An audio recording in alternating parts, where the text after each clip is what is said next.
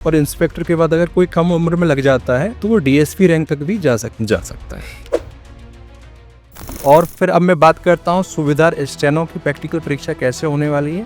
अभी जो नोटिफिकेशन है उसमें हमने अलग अलग यूनिट्स देखी हैं, जैसे मैदानी इकाई है, तो इसके बारे में थोड़ा बताइए कि ये यूनिट्स अलग अलग कैसे हैं, क्या इनके काम होते हैं। मैदानी इकाई का मतलब ये है कि पुलिस मुख्यालय को छोड़कर सैलरी कितनी मिलती है एएसआई को भी, सूबेदार को भी। सैलरी की बात करें तो सर तो एक आखिरी संदेश सारे स्टूडेंट्स को आप क्या देना चाहेंगे इस जॉब के बारे में भी, और अभी नोटिफिकेशन निकला है उसकी तैयारी को लेकर भी। तो मैं आप सभी से बस इतना ही कहना चाहूंगा।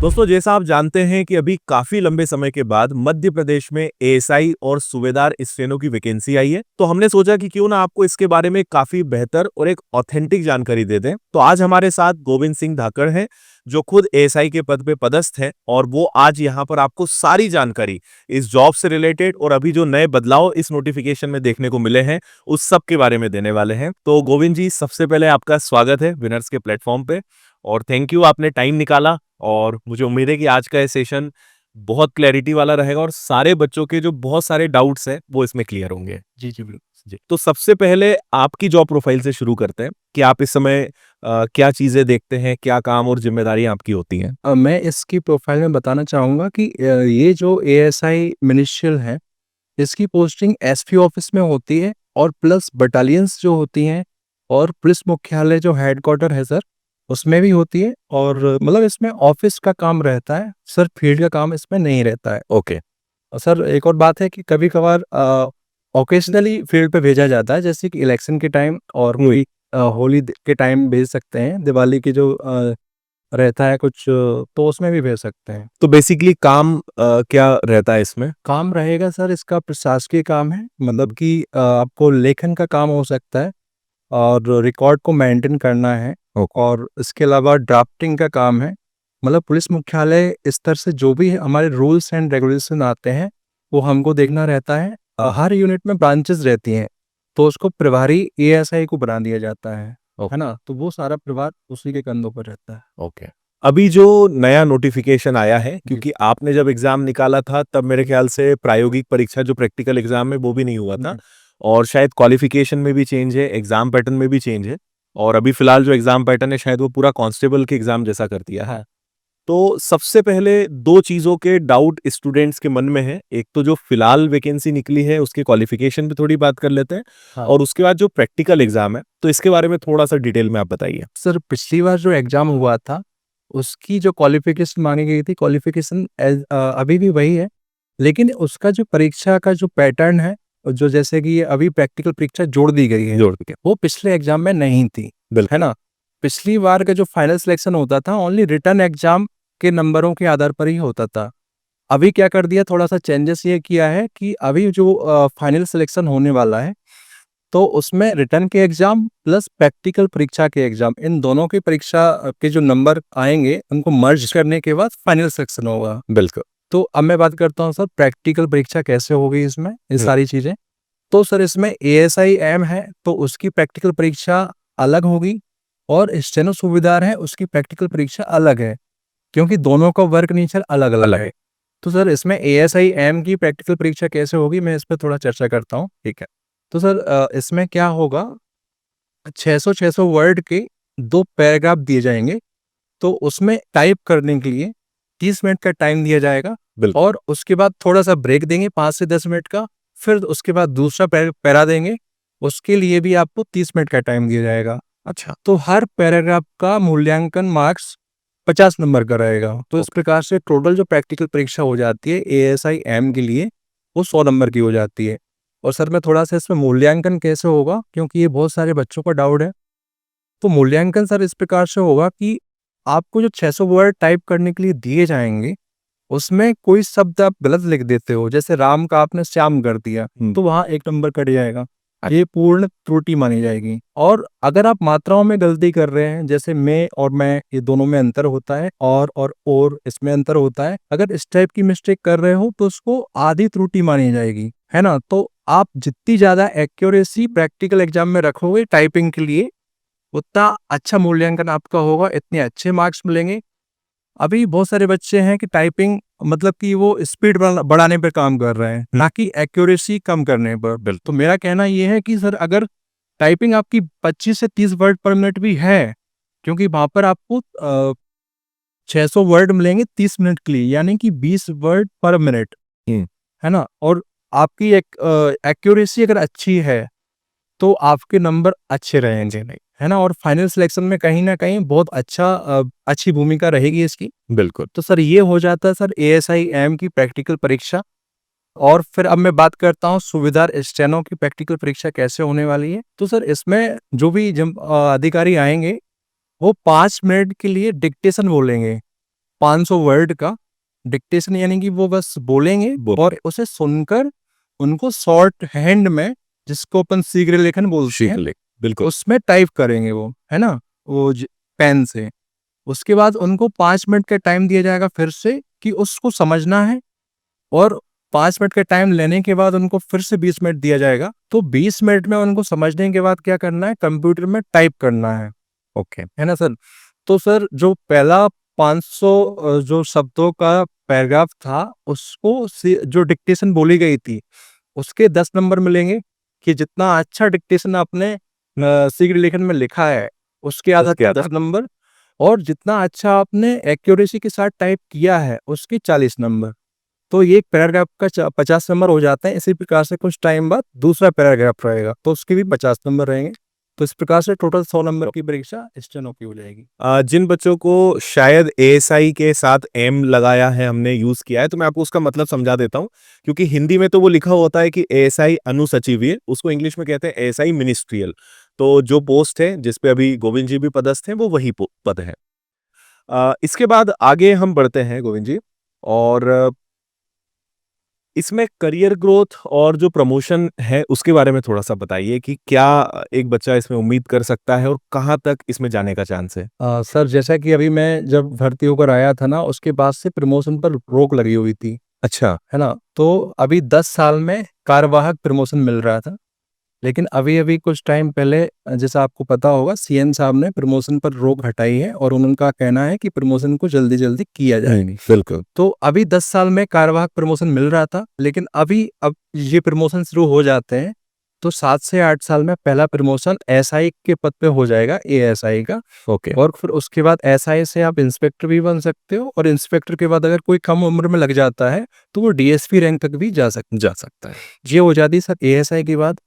और सूबेदार की बात करें तो सूबेदार के बाद जो 3600 पे ग्रेड से लगता है वो, उसके बाद वो इंस्पेक्टर रैंक पे जाएगा, और इंस्पेक्टर से DSP और एडिशनल रैंक तक मिल जाता है।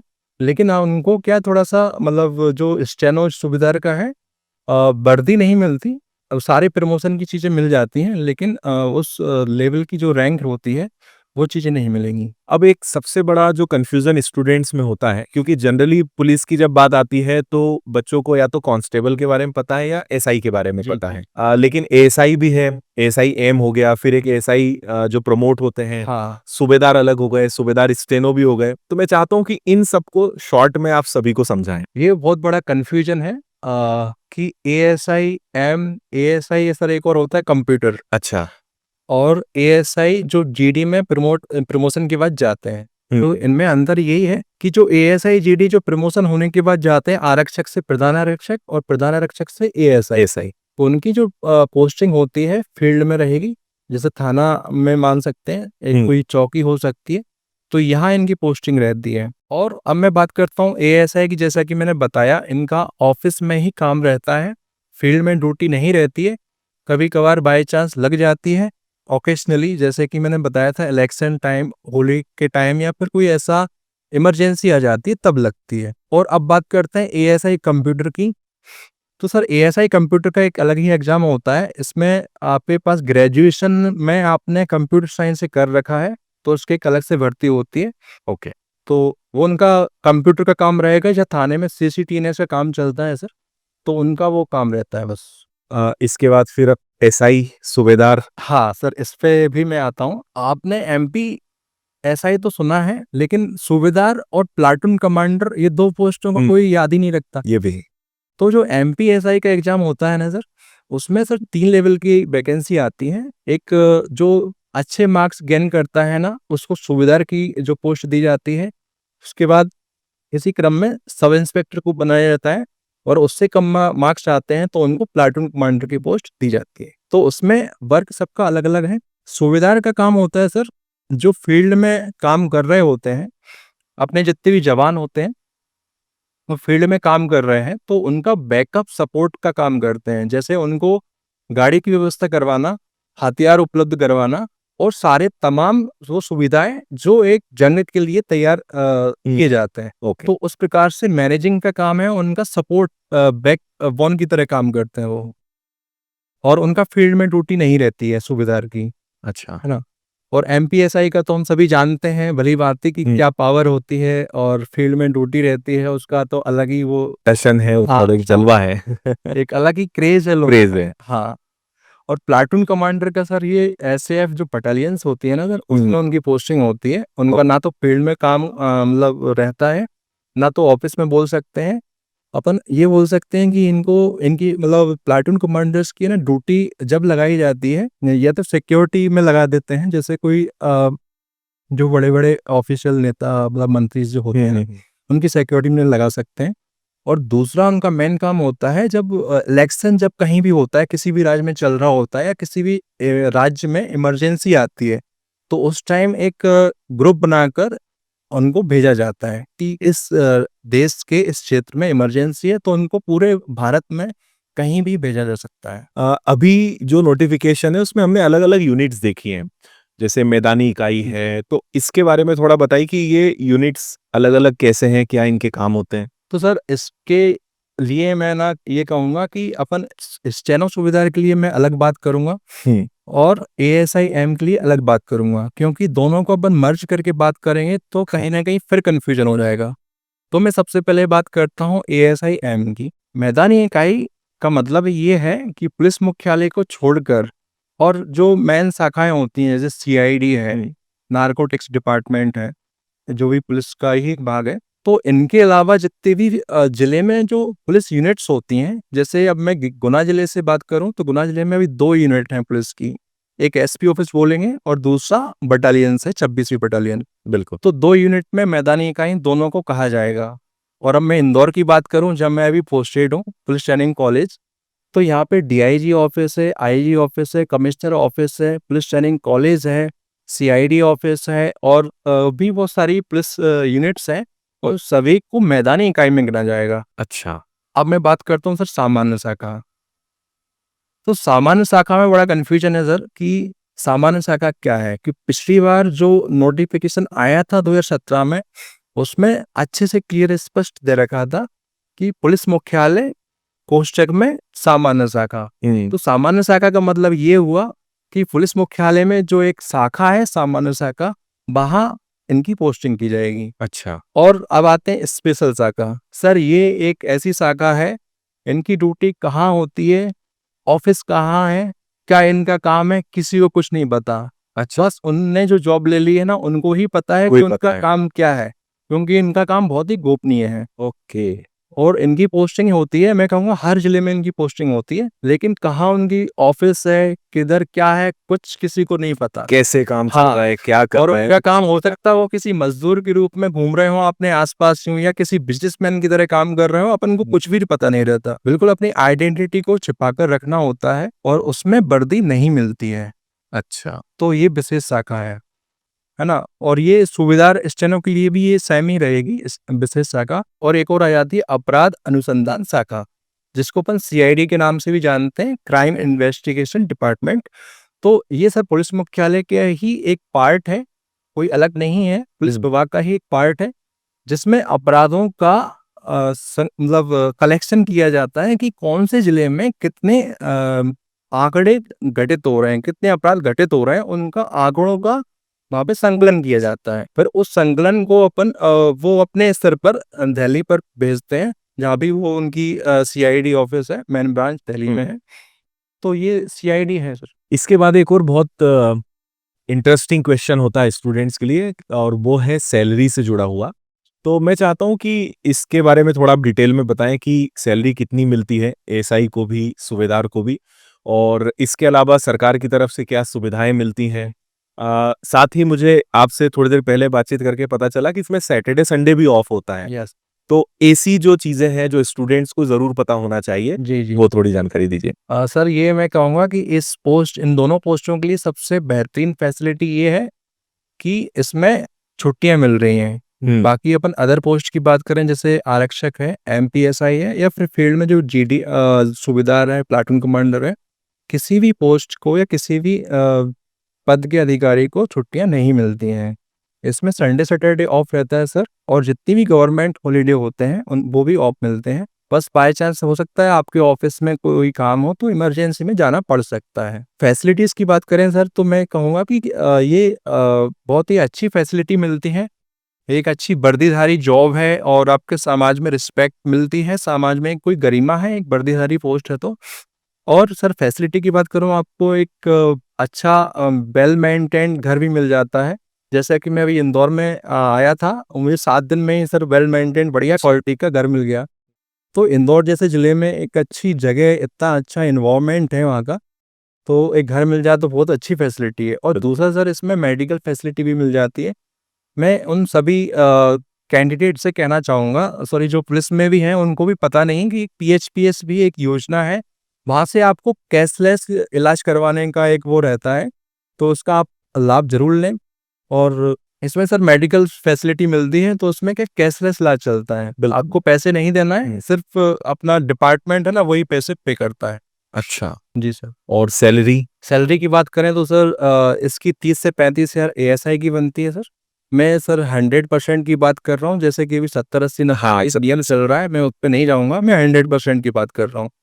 और 50 से 55 हज़ार लगभग इसकी बनेगी सूबेदार। और शायद आप भी यूट्यूब, आपने बताया शायद कि यूट्यूब पर भी आप अभी शुरुआत की है आपने ना, हाँ। तो आप यूट्यूब के माध्यम से भी गाइडेंस दे रहे हैं। जी सर। किस नाम से चैनल है आपका? जी सर, मेरा सिलेक्शन विद सिलेक्टेड ओके। के नाम से है, जिस पर सर मैंने इस चैनल को शुरू किया है क्योंकि जब मैं सर तैयारी करने के फेस में था, तैयारी जब मैं कर रहा था, तो उस समय मुझे बहुत छोटी-छोटी चीज़ें या कई बार ऐसी चीज़ें परेशान करती थी जो मेरे मतलब नॉलेज देने वाला कोई था ही नहीं। तो आज ये यूट्यूब ऐसा माध्यम है जिसके माध्यम से आज की जो तैयारी कर रहे छात्र हैं, उनको अपन गाइड कर सकते हैं। जैसे मैंने एएसआईएम का फॉर्म भरा था, उस टाइम मुझे ये सारी चीज़ें नहीं पता थी कि मैदानी इकाई क्या है, उस टाइम पुलिस मुख्यालय शाखा थी वो क्या है, और मैं इस सीआईडी शाखा क्या है।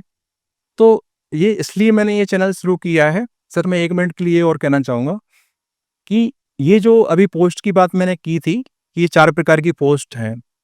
तो इसमें बहुत सारे कैंडिडेट को नहीं पता होता है कि अगर आप सामान्य शाखा से पुलिस मुख्यालय में जाते हो, सर इसमें एक नियम होता है हमारे डिपार्टमेंट में, कोई अगर वरिष्ठ कार्यालय से इस मतलब कोई जूनियर कार्यालय में जाता है, तो उसकी सीनियरिटी को छोड़ना पड़ता है। अच्छा, तो ये सबसे बड़ा घाटा होता है।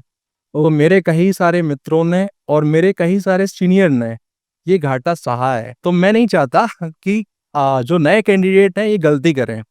अगर आप पुलिस मुख्यालय में जाना चाहते हैं तभी, वरना जब आस-पास के जिले के रहने वाले हो आप, तो वो आपके लिए सूटेबल रहेगा। तो एक आखिरी संदेश सारे स्टूडेंट्स को आप क्या देना चाहेंगे इस जॉब के बारे में भी, और अभी नोटिफिकेशन निकला है उसकी तैयारी को लेकर भी? तो मैं आप सभी से बस इतना ही कहना चाहूँगा, जिस प्रकार से मैंने तैयारी की थी, जब मुझे पता चला कि ये वैकेंसी आने वाली है, तो मैंने मेरे परिवार से, मेरे पिताजी से, मेरे भाई से, सबसे ये बोल दिया था कि जब तक मेरा एग्ज़ाम नहीं होता ना, तो आप मेरे से मिलने मत आना। मतलब कि और सारी चीज़ें मैंने क्या किया, मैंने अपने आप को एनालाइज़ किया कि मेरा टाइम कहाँ-कहाँ व्यर्थ जा रहा है। अक्सर मैं मेरे गाँव जाता रहता था, तो वो मैंने बंद कर दिया। मेरे दोस्तों के साथ बैठना-उठता था, वो मैंने बंद कर दिया।